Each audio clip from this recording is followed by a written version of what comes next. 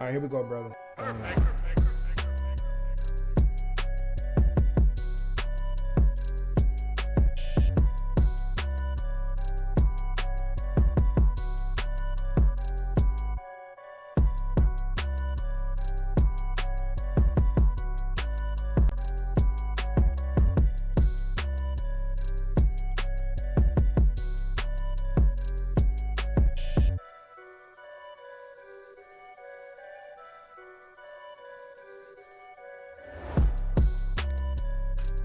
What's up, Builders Club TV Nation? How we doing? We got another powerful show for you tonight with another phenomenal individual, gentleman, as you can see by the name of Jeff Simpson Jr., an entrepreneur, internet marketer, home business coach, guys. Excited to have him here on the show with us tonight. Again, you know how we do it on the Builders Club TV. We'll get the chance to talk to him, learn more about him, his story, hear what he's been able to do, what he's into, what he's got going on. Just excited to have him. Let me get myself on camera really quickly so you guys can see me. What's going on, Builders Club TV Nation? DeJuan Jones here, your professional stay-at-home dad. Let me go ahead and bring our good brother on the line, Mr. Jeff Simpson Jr. Can you hear me, sir? I can hear you, man. Let me get you on camera so the good folks can see you that are watching us right now. What's going on, man? There you go.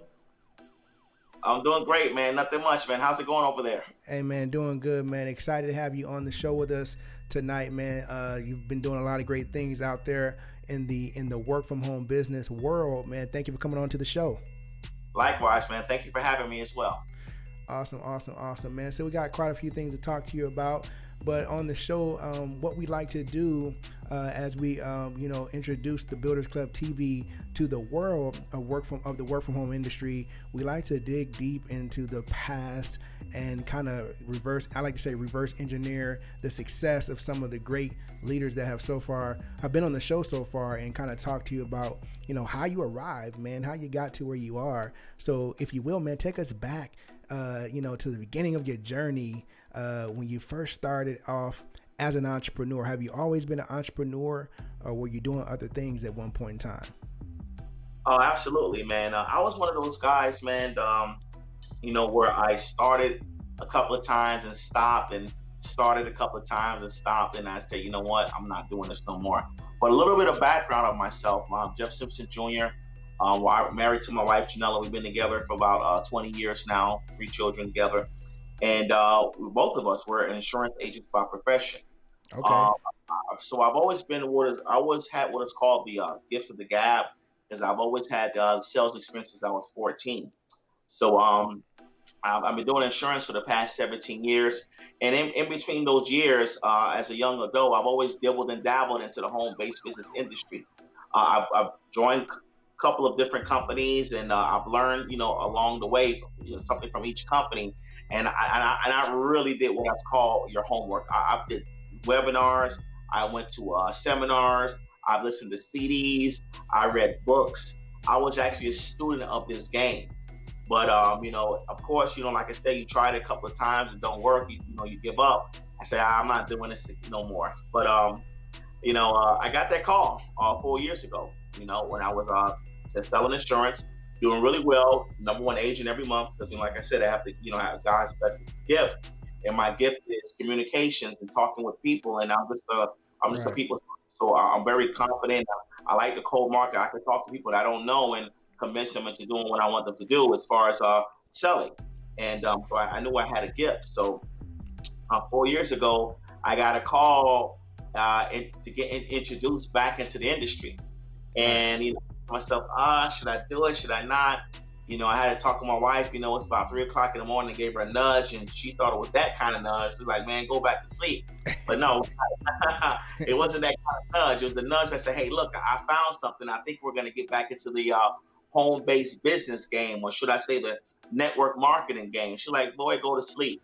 I said, "No, I'm really excited about this one this time, right? Because I'm not going to lie. Honestly, this one I felt. The success I have right now and this opportunity, I felt. Right. You know what? I'm going to do this. We're going to do this again. And just something just told me, Jeff, give it another shot. Because my prior company to this last deal was 7 years prior. So I came over here pretty much no team, just start out brand new. But all the knowledge that I had from the past it just kicked in, organically. Mm.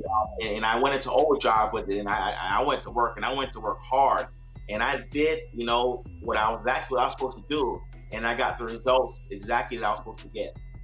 Wow, that's amazing. So before the results that you were able to achieve in this company, you said before you had given a try at some things, and maybe you were involved in some things, and then it didn't work out that time. I mean, I've done pretty well. I've always done well in all my companies because Okay. before, I'm not a quitter. But the massive amount of success I'm having now, no. Okay. But other private companies, yes, I was able to make six figures before in another company in my Okay. 20s. Okay. I like the success I'm having now that I'm a multi-seven-figure earner, Okay. multi-figure earner now. But I've always had a lot of success, but not like I did now. And as I said before, I was younger back then, and I just took all the knowledge that I've learned before and put it all into this one thing here. I mixed the old school knowledge with the new school, and we shot straight to the moon. Wow. That's interesting, man, because the average person, and let me dig a little deeper, you were able to achieve what most aren't able to achieve in a short amount of time. Did you have instant success? Did it happen for you quickly?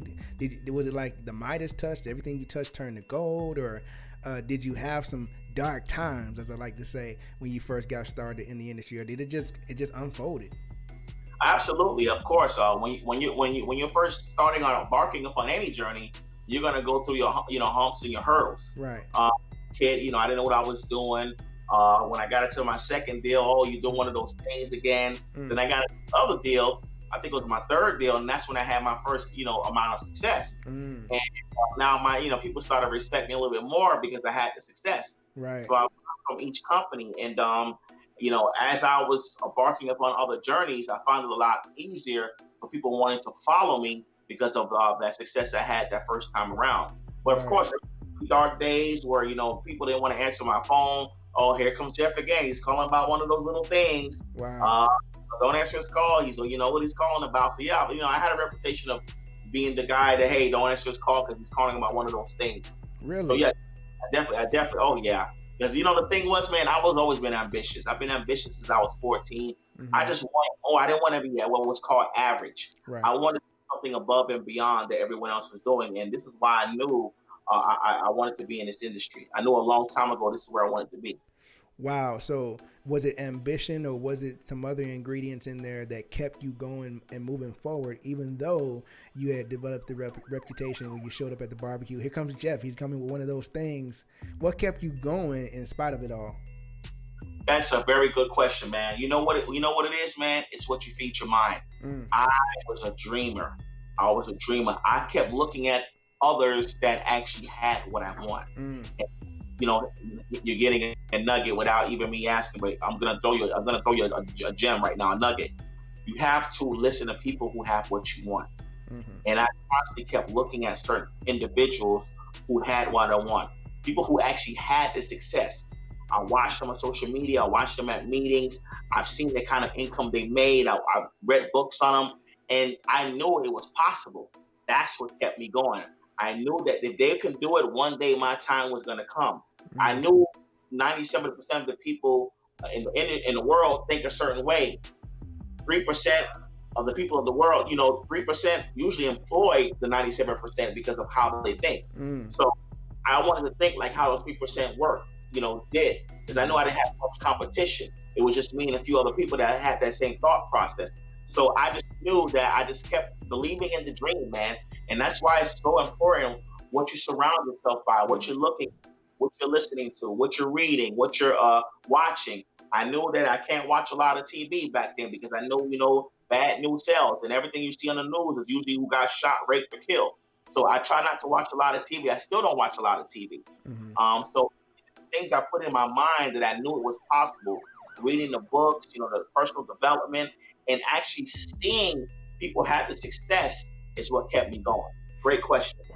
Wow, that's strong. So, being able to develop that mindset basically by what you pour in is what you're going to be able to pour out.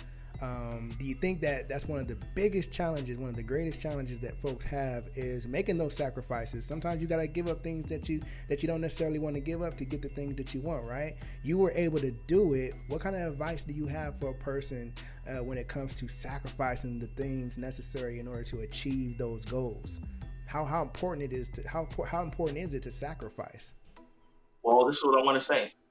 The road to success might have to be a journey that you're willing to take alone. Mm. Okay? The road to success usually is a journey that you're going to have to take alone, meaning that a lot of your friends are not going to come with you. Your family members might not have to come with you.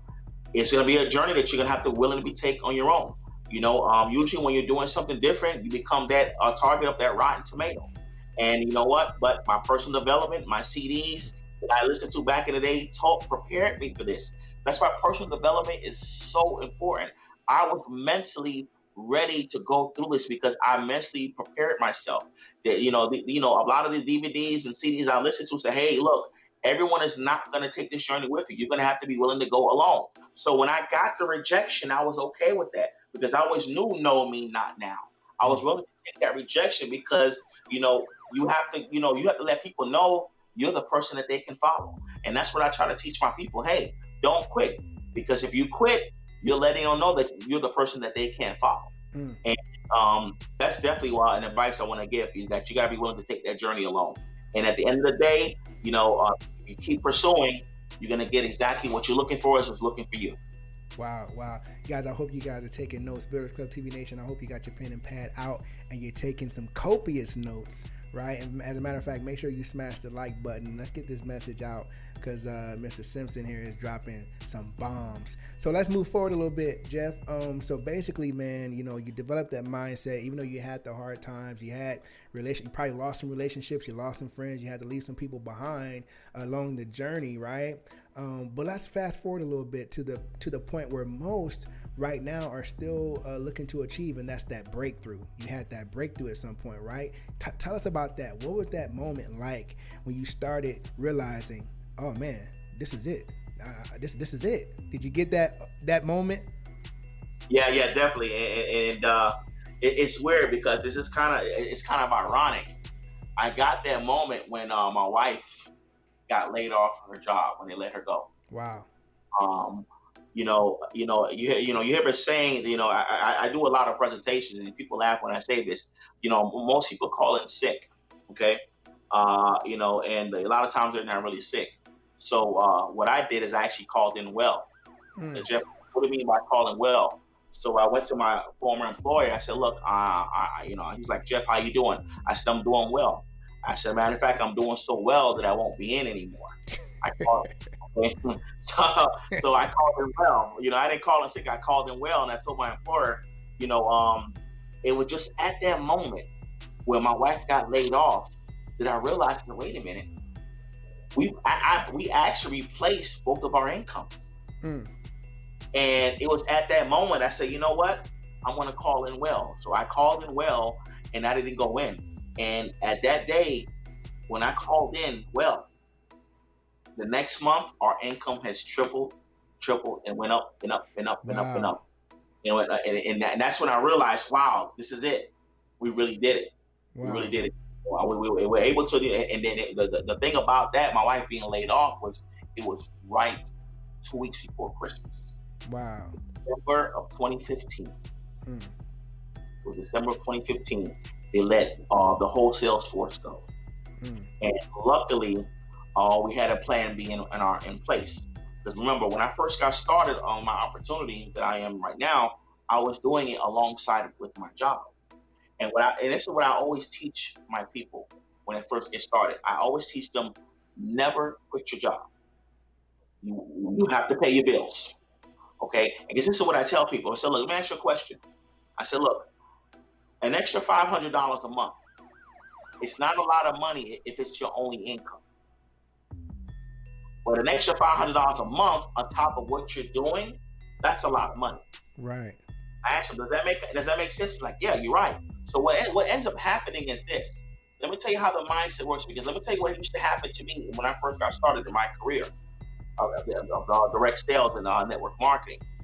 Every time I got an opportunity, I got excited about it and I quit my job. Mm. So what happened was the money I made, I didn't appreciate because it was the only money I made. Wow. I'm talking about whether it's an extra $2,000 a month, an extra $3,000 a month. It wasn't enough because it was the only money I made. But if you're making an extra $2,000 to $3,000 a month alongside with your job, guess what happens? You end up liking your job more because now you're not working. There's no more. You're not having what is called more month at the end of your money. You can actually see your money and you can appreciate your money. And now you actually appreciate that opportunity even more because it's bringing you income. And it's not your only income. See, back then when I first got started, when I was a youngster, it was my only income. I was doing well, but it didn't seem like it was much because the fact that I was not smart enough where I quit my job prematurely. See, when I got older, I said, wait a minute, I'm not going to quit my job this time. And when I saw that I actually had more money at the end of the month rather than more month at the end of my money, I actually appreciated both.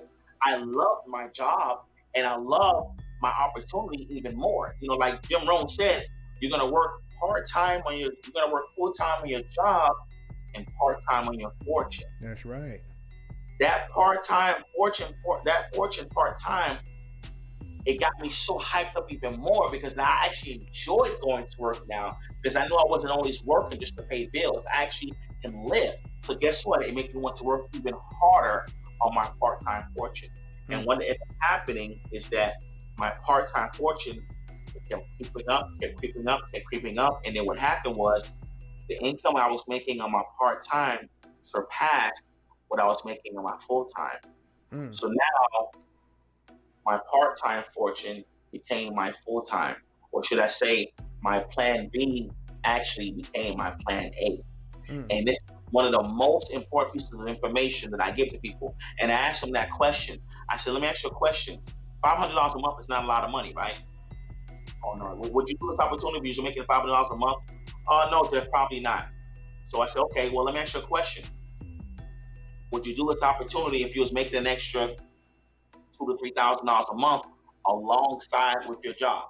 Well, oh yeah, definitely. And then you're like, I even like my job even more because now I got my job security. Then I got this extra, extra blanket coming in from my home-based business. I'll be in a very happy state. But that's what I teach my people.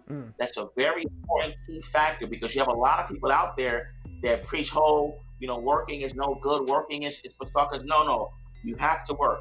Right. Because working gives you structure. It teaches you how to be on time. You want that structure because remember, you cannot own a business unless you know how to work for a business first. You learn that structure. You learn how to get up on time. You learn how to, reports got to be done at a certain time. You have to have, you take a certain amount of time of the day to eat, and you have to go right back to work. So you need that structure, embedded in you, because when you go in the business world, no one's going to tell you what to do, and this is why it's good to have that experience when you come on this side on the fence. Because when I got on this side of the fence, I knew at a certain time of the day I'm going to make certain calls from this time to this time. I know from this time to this time, I'm going to go out there. I have to do my presentations. I know that from this time, I know that I have to fill up my calendar of activity. Okay? And the most important nugget I can always teach a person is never quit your job until your part-time income from your home-based business supersedes your income, that you're able enough to pay your bills. Then you can quit and go full-time. Once I've learned that, the rest was history. Wow. I'm so glad to hear you point that out because a lot of folks don't keep it that real, man. And I agree with you. I think it's very important that we stress that because, a lot of folks try to compare their success or their situation. They try to compare that to what other folks are been able to do in their own journey, and they forget that they're on their own path, and your path may not look like someone else's, right? Correct. And so I think that's very important. And you're right, man. A lot of folks don't realize that you may appreciate, or you might not appreciate what you're doing on the work site because you're so pressured, you're so bogged down with bills, and you're under so much pressure financially. You can't really enjoy what you're doing day to day on your job, right? And so you don't really appreciate your situation. But having that extra income of any amount can help release that load, right? Right. Absolutely, man. You know what? I want to change gears a little bit and talk to you about the dynamic that you have in your business, working side by side with your wife, right? You guys are that power couple. There's a lot of couples out there, married couples out there, that are looking at you guys, and they're modeling themselves after you. Of course they are, right? You've been able to achieve the success, and they're looking at you guys like, wow, we want to be just like them. What kind of advice do you have for those couples? Because I know that's an interesting dynamic when you're working together as a couple. There's probably ups and downs. What is that experience like, working with your wife in business? Oh, it's definitely, I'm going to say first things first, it's definitely not easy. But in order for it to work, it's got to work. Things got to, let me tell you something. We're all human. We go through stuff. Things got to be good at home. And you got to be in the same accord. There's not, if you're in that situation where the spouse is like, I'm not doing that business, I'll let you work and I'm just go ahead and chill, it's not going to work. Mm. It's not gonna work. Because it's going to take time. It's going to take time. It might take travel, meaning that time away from home. And when that other spouse is home and the other spouse is always gone, that insecurity starts to kick in. And then now they try to discourage the other spouse from not doing the business anymore. So you got to be on the same accord, or else it's not going to work. It's not going to work. And matter of fact, to be honest, my wife was really never an advocate for the direct sales network marketing industry. Oh, really? Wow. Not at all. She was kind of one of the shy type, and she didn't really. She's like, husband, but she was always a supportive wife. She didn't really care to do it, but she was always support. She would never downplay what I did, and that's kind of like really one of the secret recipes for my success is that, my wife was always very supportive. She didn't necessarily do the business, but she also didn't downplay it, and that's very, very important. That ladies and gentlemen, if your other significant other is trying to do an opportunity, do not discourage them going after their dreams, because the worst thing that can happen is they end up hitting it big and they spend that money with someone else because someone else believed in them when you didn't. That is the worst thing that can happen, because you believed in their dream and they found someone else that did. Now they're spending that money with someone else. That reminds me of a movie that Tyler Perry put out recently. I can't remember the movie, but just what you said reminds me of a movie. He was working very hard on his invention, and the woman he was with at the time didn't believe in what he was doing, and eventually he signed a deal for multiple millions of dollars. Yeah, he tried to come back on the scene. You're talking about Acrimony, the movie called Acrimony. That's it right there. That's it right there, man. I know a lot of people that hit home with when they watch that movie. But let me ask you this: if you're in a situation where you're married and one of you guys are interested in a work from home business, the other one maybe not so much, is it important for you to actually be involved, be hands-on with the business together? Or if one spouse is just supportive, is that enough? Or what's the best scenario? The best scenario is that, because remember, someone has to take the back seat. Because remember, my wife and I have 3 kids. Someone has to take sort of a little bit of a back seat because home has to be taken care of. Right. So support for your spouse can actually be not actually doing the business, but hey, while you're doing the presentation, the other one's taking care of the children, making sure the kids are eating, making sure that, the other person is able to work diligently, and they can stay focused without distractions. So that's also a form of support as well. Another form of support is that, hey, it could be many ways. Another form of support is actually doing the business with them. Find a babysitter where you all do it together. Of course, that's what you want everyone to do. But a lot of times that's not the case, because one spouse might have a different vision than the other. But like I said before, it's very important that you support your spouse. And support can come from, like I said before, taking care of home, making sure that the other spouse has everything they need so they can stay focused. That's a very good form of support. I know a lot of couples out there that They didn't both necessarily do the business, but the other supported by playing the back scene and making sure everything else is taken care of, while the other person can focus on the business. Okay, and then you have couples like me and my wife where we actually got involved and actually did the business together. So, Wow. it's always good to talk about what you're getting ready to do, beforehand. And usually, whenever I come across someone, because I'm a very big recruiter, I recruit people a lot, and I recruit all the time. So usually, when I talk to a person and say, look, I want to check with my wife first, I always encourage it. Please go ahead and do it. Mm. Talk to us about it. I never pressure them. Say, hey, forget about that this time right now. You talk to them about it later. No, it's very important that they kind of get on the same accord. Make sure they know how much they're spending when they get in. Because you don't want them to come back and say, hey, Mr. Simpson, I can't do some more. My wife got mad because I spent $300-400 and I didn't tell her.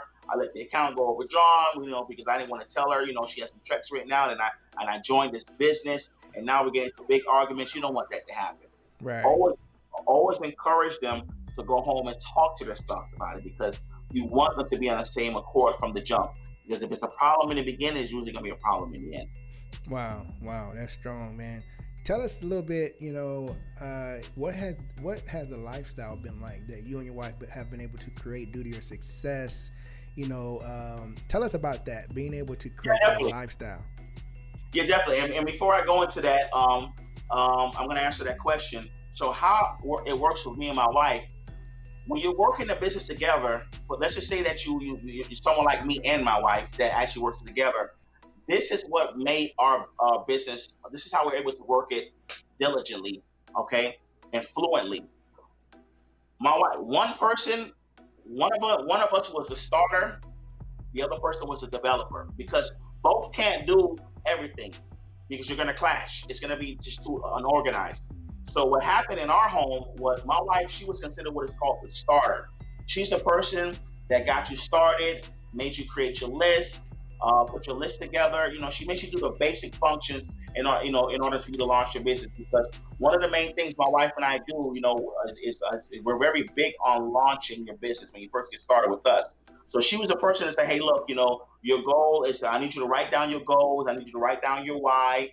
Okay, I need you to create your list of 25 people here, 25 potential business partners, 25 potential customers. She was what is called the starter. Okay. Me, on the other hand, I was called the developer.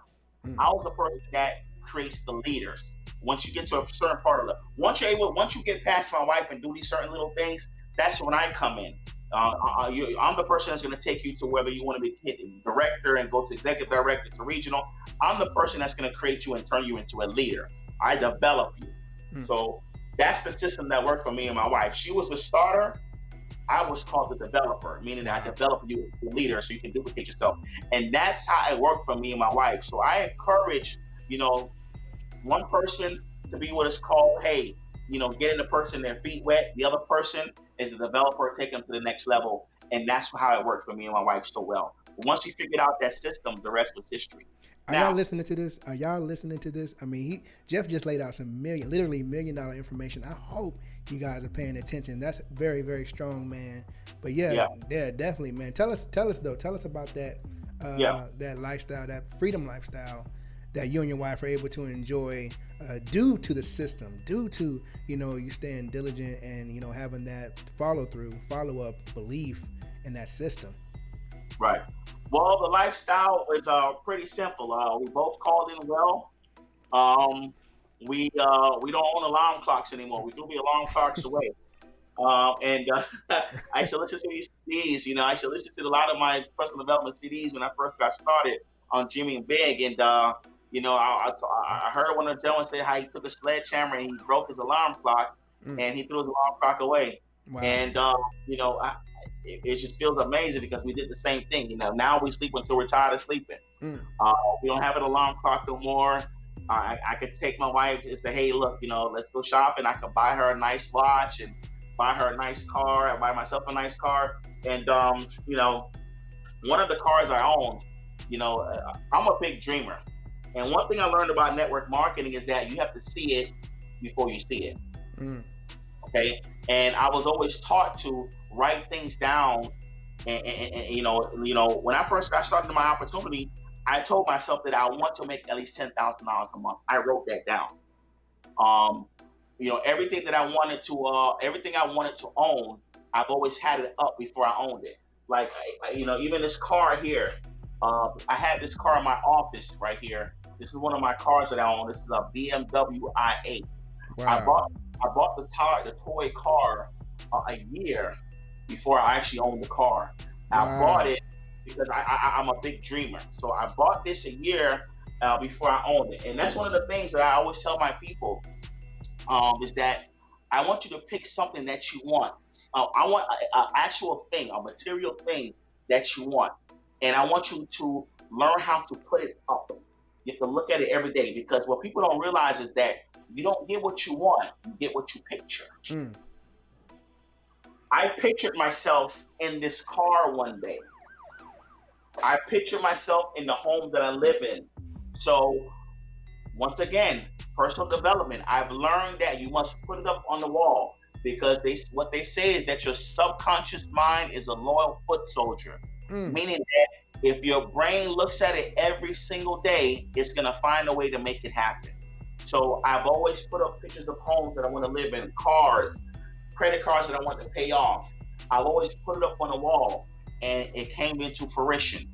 Everything that I put up on the wall, it came to fruition and made it happen. My brain found a way to make it happen. My brain Wow. introduced me to the direct sales and network marketing industry. So the lifestyle we're able to live is that we don't have to miss recitals from our kids. Anytime something's going on at school, we can be there, whether it's Tuesday morning. My favorite thing, what me and my wife like to do, we love to go out on the beach, because we live in Florida, South Beach, and have lunch on a Tuesday afternoon. Mm. Not, we don't go out on a weekend, because that's when everyone else goes out. We like to go on a Monday, Tuesday afternoon and Y'all have hear lunch. that? Okay, and that's called freedom. That's called when everyone else is at work. We're enjoying lunch on the beach on a Tuesday, Wednesday afternoon at 11 o'clock Mm. a.m. Mm. Wow, wow, wow. So Jeff, go ahead and give out your social media. Let the folks here at the Builders Club TV Nation know how to get in touch with you. As a matter of fact, before you do that, Jeff, give us a little insight. What should we be looking out for? What is Jeff into right now? What you got going on? What's hot Well, out of the kitchen? absolutely, that's really good. Just look out. I'm gonna be in a show, similar to the what we're doing right here, a live reality show based on the home-based business industry. I got a book coming out as well. People want to know how I did it, so I also have a book coming out as well. Also, stay tuned for that. Wow. And so those are my two projects that are coming out. I also have a DVD, a how-to DVD coming out on how I did it, because people love information, and I think that's the greatest way to give back. When people want to hear how you did it, I think that's one of the best gifts that you can give a person, is to teach them what I was taught, and that's definitely something we got in the works. How they get in touch with me? I'm on Instagram at Jeff Simpson Jr. Um, you can actually go on my website also if you want to contact me. It is www.myyear2win, the number two, myyear2win.com. You can just fill out the contact form, and I'll be able to get an email. You can shoot me an email there. Okay, you can email me at jeffsimpsonjr@gmail.com. I'm also on Facebook at Jeff Simpson Jr. So myyear2win.com, Instagram at Jeff Simpson Jr., Facebook Jeff Simpson Jr. Shoot me a message, email me, go to my website, myyear2win.com, and you'll get some information about me and my wife. That's awesome, awesome. We definitely got to have you come back, Jeff, to talk to us about the book, the reality TV show that you got coming on, because that sounds phenomenal. Definitely keep us updated. We got to have you back, especially for the Builders Club TV live chat series that we're going to be having soon, Jeff. That's when the audience will get a chance to, get online with you, ask questions, talk to someone like yourself, and ask whatever they want. Talk to you and get to know you, and ask those questions that they may be trying to figure out along their journey, reaching that level of success. All right. But we appreciate you for coming on, man. It was a pleasure. We got a lot to unpack, man. I hope everyone took notes out there in Builders Club TV Nation. Make sure you smash the like button and leave a comment down below. Let us know how you like this interview. And Jeff, we appreciate you coming on. Everybody, Jeff Simpson Jr. We'll see you next time, family. Peace. Take care. Thank you.